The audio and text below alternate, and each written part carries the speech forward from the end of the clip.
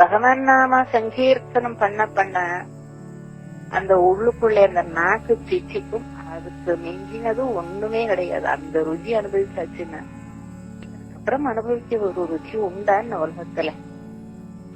அப்படி ஒரு ருச்சி அது. ராதே கிருஷ்ண ராதே கிருஷ்ண.